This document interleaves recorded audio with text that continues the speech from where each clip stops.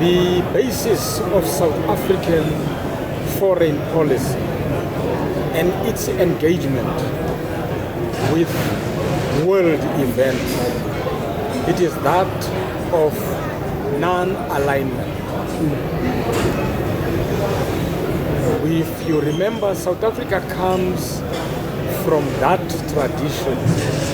And during the Cold War, for example, South Africa never took sides between the conflict between the West and the then what was called the East. In our water strategy, in waste management, to ensure that the earth is not polluted. That's what our waste strategy speaks to. Our water strategy to ensure that people do not run out of water. And you can imagine the challenges that come with that. You can't cope, you go thirsty and so forth. And youth employment, youth and women employment, the two groupings that are most disadvantaged. Our 5-year strategy is to ensure that we do make a meaningful impact within that category.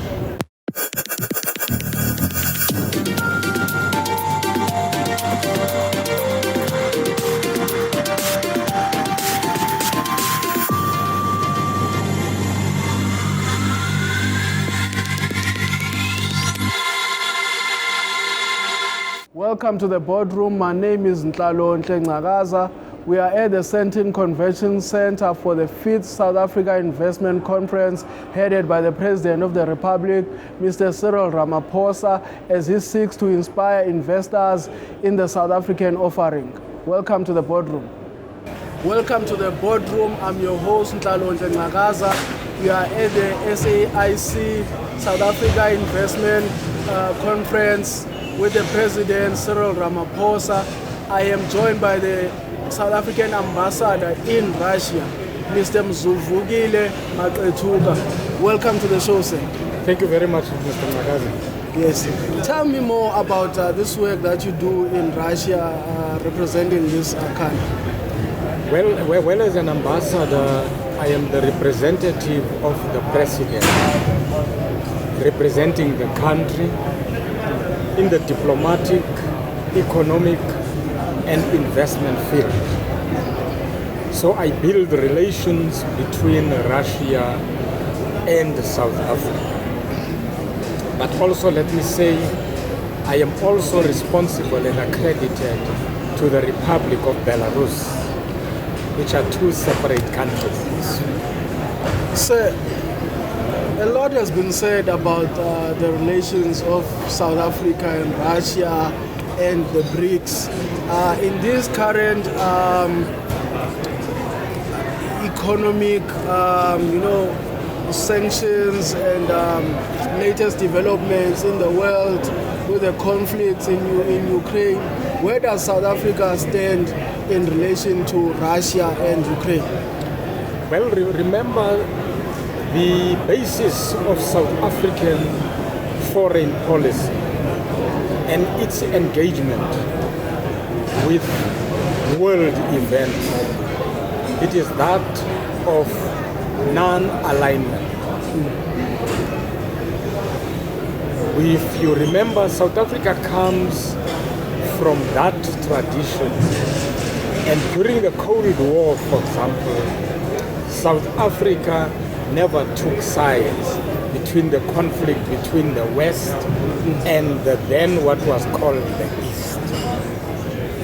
Now, presently, in the present conflict between Russia and Ukraine and NATO and the European Union, the position of South Africa is that of non-alignment.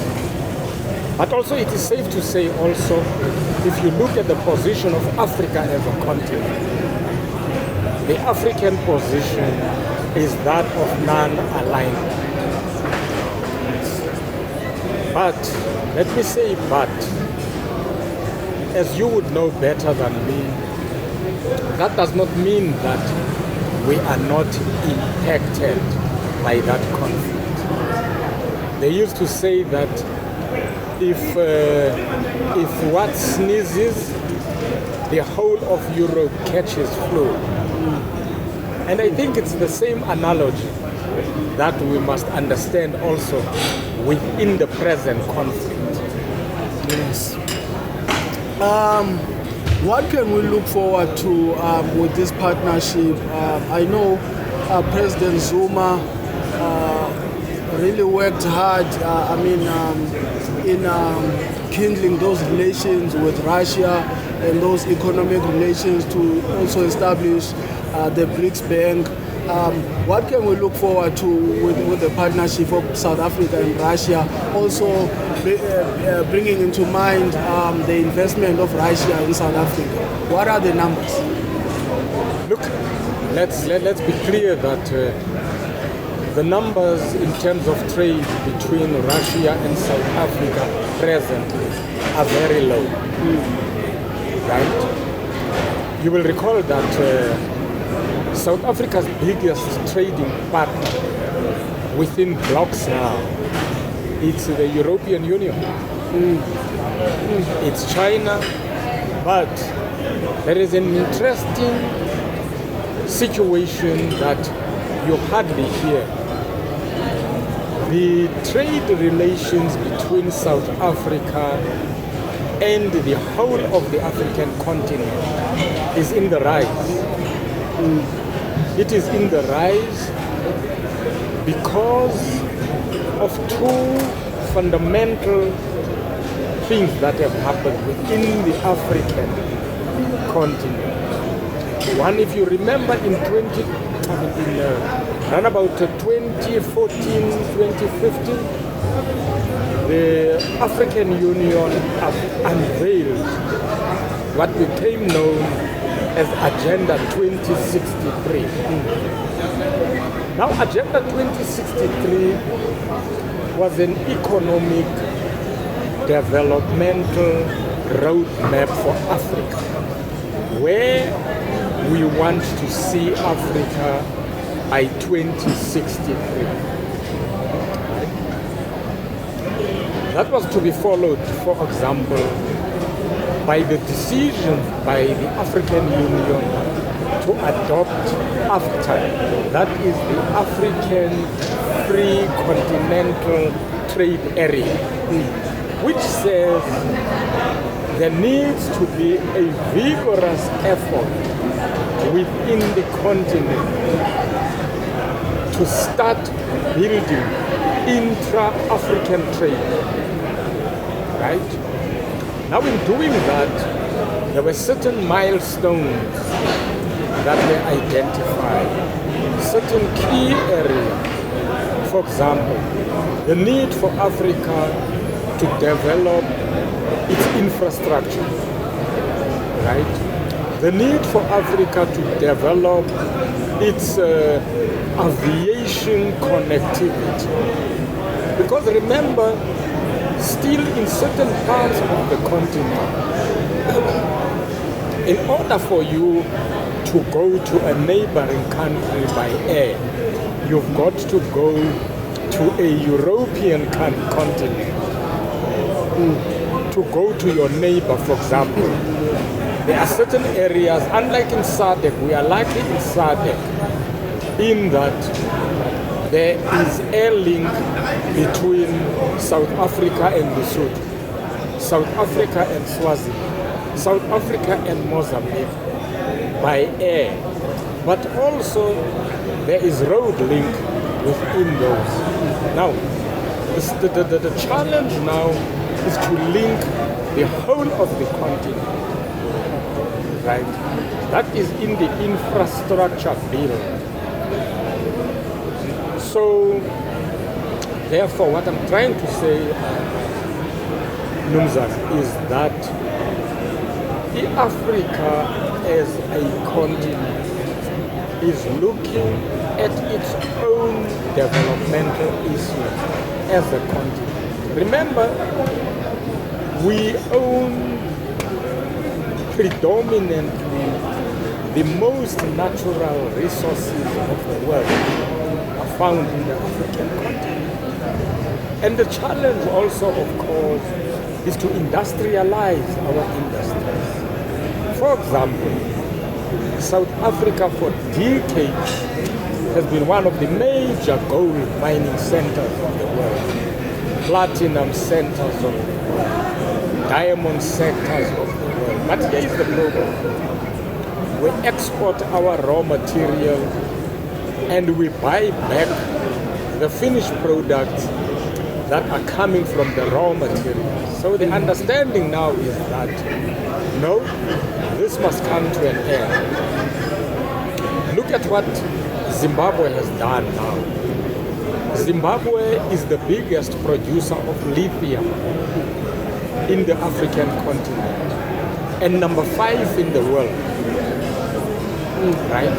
Now, as you would know, lithium is a strategic resource now in the electronics field, right? In the cell phone field.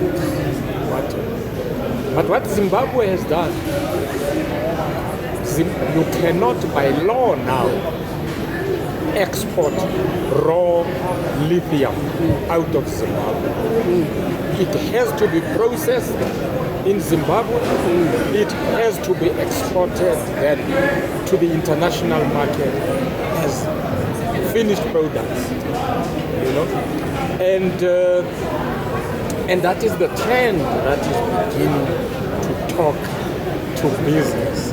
That is the trend that is being to talk to trade in the African continent. Sir, you raise really hard-hitting facts here. In your ambassadorship in Russia, what is the mindset of Russia when you look at South Africa as a developing nation? What can we take from Russia to develop this nation, to move this nation forward, having seen the eco-space of Russia, what they are doing, what they are thinking, and their patriotism, and how they are developing their nation? What can we take? Look, there's a lot to learn from Russia. There is no doubt for us as a developing world. There's a lot that they are learning from us. For example, it might surprise you that South Africa is the biggest producer of manganese from the Northern Cape.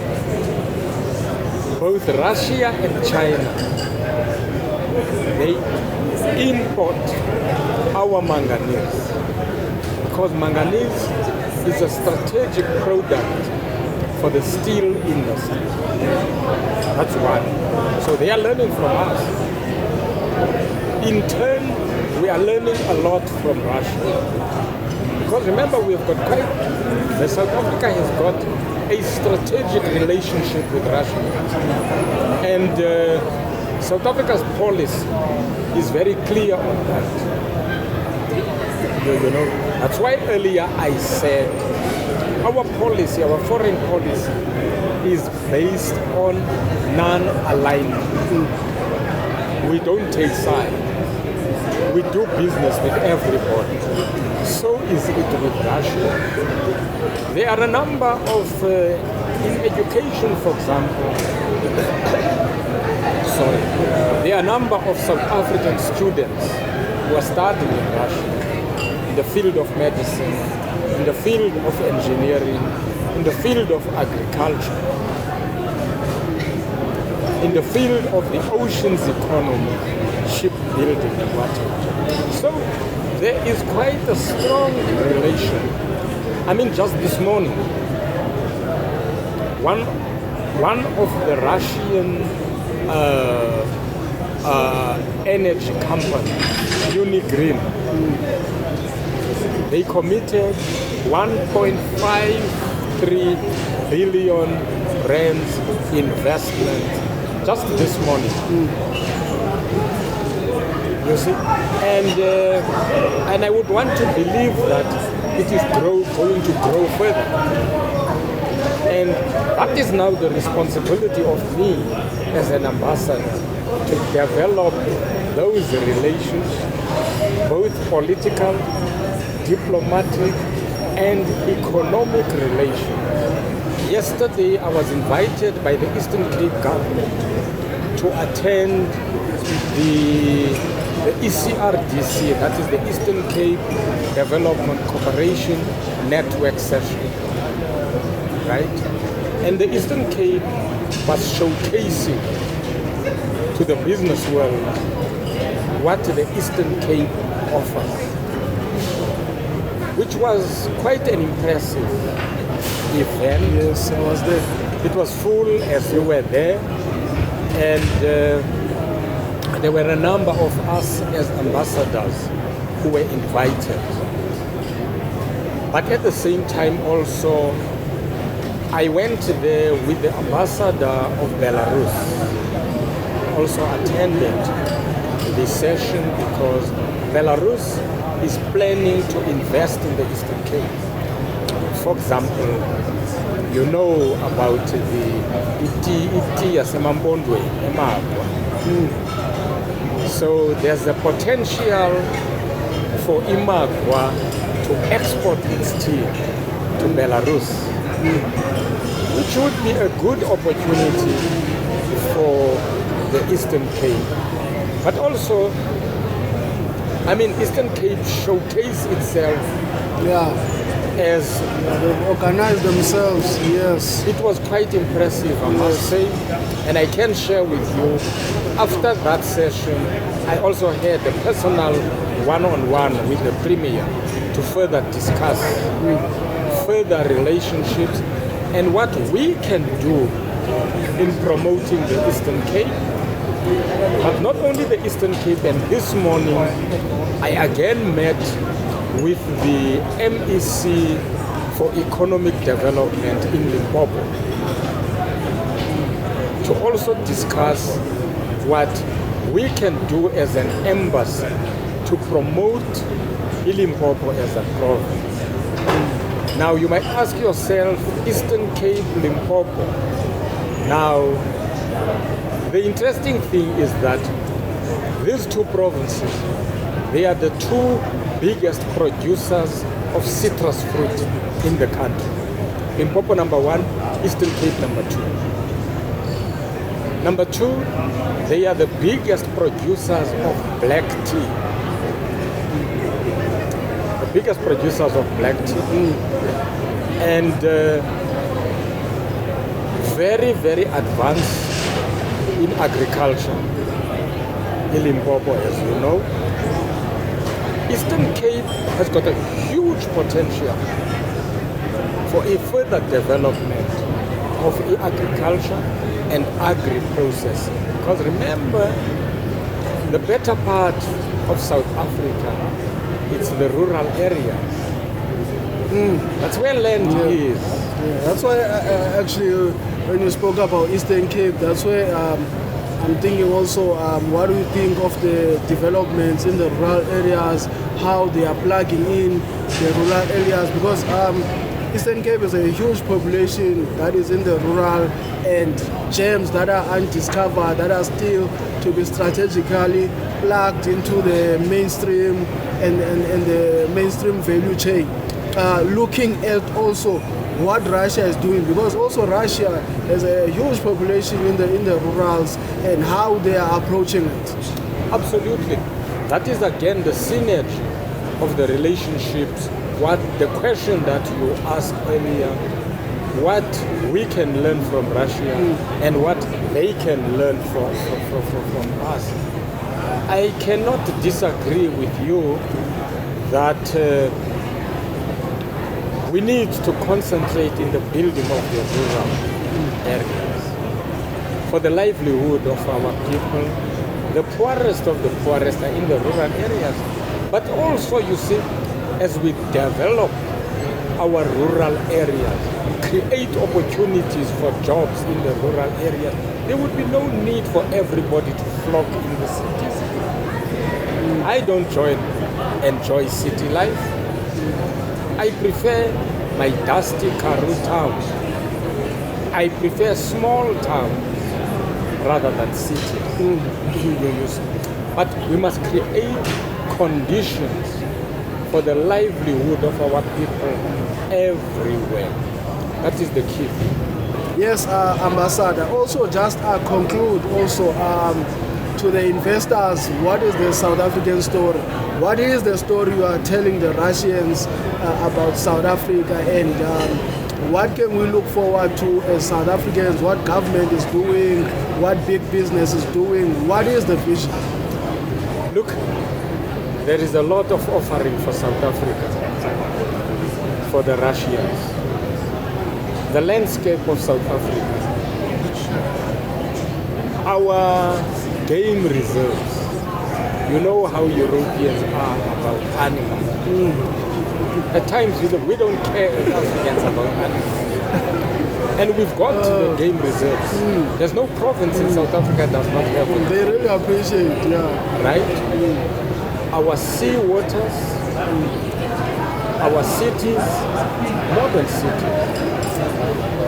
So there is quite that South Africa offers, and I think business people, if you look at the commitments that have been addressed at the 1.2 trillion rands that the president has managed to attract investment over the 5 years.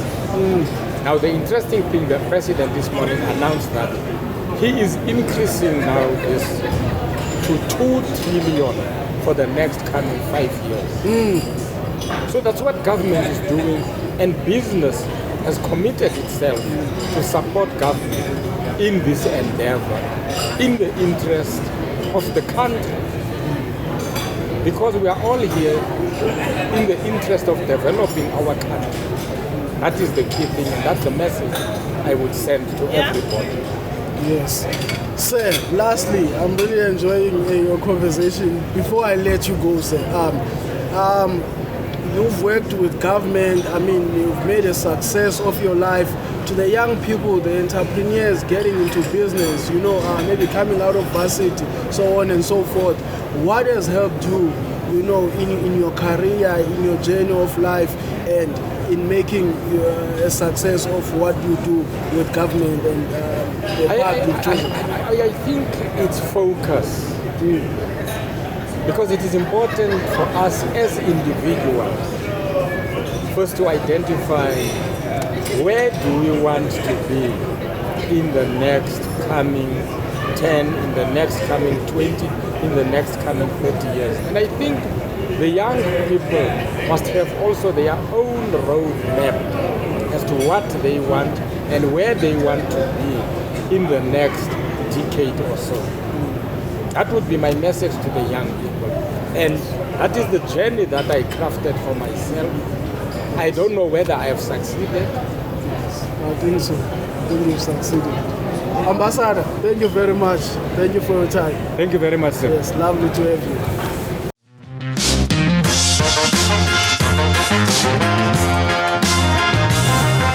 Welcome to the boardroom. I'm your host, Nato. We are speaking to Mandela Babongi, the Director of Public Affairs, Communications and Sustainability at Coca-Cola. We are at the South African Investment Conference headed by the President of the Republic, Mr. Cyril Ramaphosa. Welcome to the show, sir. Oh, thank you for having me. Yes. Speak more to the work that you guys have done organizing this event here today. Sure. No, I think the role Coca-Cola played here, we're the official beverage sponsor, and we've been exhibiting our sustainability work so that people know that on top of us being a total beverages company, we do work that involves communities around issues of water, waste, and women and youth empowerment. Yes. What are you excited about at Coca-Cola right now? What are some of the big projects that you are embarking on in this country? Yeah, I think one of the big projects that we do have at Coca-Cola, of course we've got quite a few of them. No, I think one project I would highlight is one around our water replenishment strategy. So at Coca-Cola we always say that we try to be net zero. And by that we mean that for every drop of water that we use to produce Coca-Cola, we ensure that we give that water back to communities. So the excitement around such a project is that we know in South Africa And in Africa, we've got a shortage of water. We're a water scarce country and region. So for us to be able to roll out such projects to ensure that the future of the country and continent is water secure, and within that you are ensuring that the communities where those projects are happening are empowered through local employment and skills development. Yes, the president spoke this morning, but what were some of the key points that stood out to your office and also plugging into bringing investment into this country? Yes, thanks. No, I think for us, what stood out from the president's speech is that candidness of recognizing that we do have an electricity challenge, we do have a challenge of logistics, and we've got a challenge of crime. And those things affect both me on a personal level and the company. If road and rail infrastructure is not working, we can't get our products to the market. If there's no electricity, the people that we've been developing through our enterprise development are unable to operate, and you are then losing a generation and contributing towards unemployment. And then, of course, the issue of crime and security. It affects all. So I think those three issues are highlights from the president's speech that I picked up. Yes. You also, your office deals with public affairs, and there's been an issue of unemployed youth. What is the work you are doing in that space also to encourage SMEs and startups? Yeah, so I think we've got an empowerment program where we've got a system called a business in a box, where you get as an unemployed youth who's trying to enter the business space, we're able to get a Coca-Cola container. We give you startup products that you will use as your capital to then replenish, to ensure that you've got a sustainable business in your area, instead of, as you're saying, contributing to the unemployment statistics. And that business in a box is not limited to only you selling Coca-Cola products, but you are able to have a food stand within that. You are able to put benches, for example, and making it an ecosystem where people can go and chill, refresh, and have a drink. Yes. Also, I believe like you've made a success of your life, and you come from somewhere and you have to work hard, to get to where you are. What is one life advice that has worked for you? I think what I would say has worked for me is that do not be afraid to go and try out and enter spaces that you are not used to.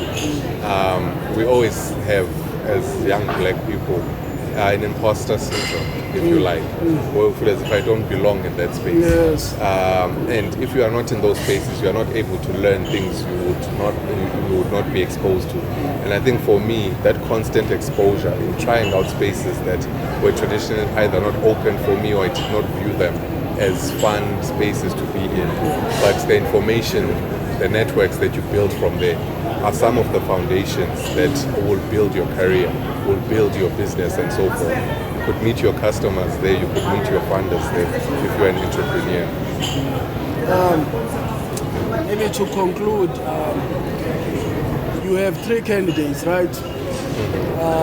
That you are planning to hire, maybe to work with you in whatever project, and they are relatively equal.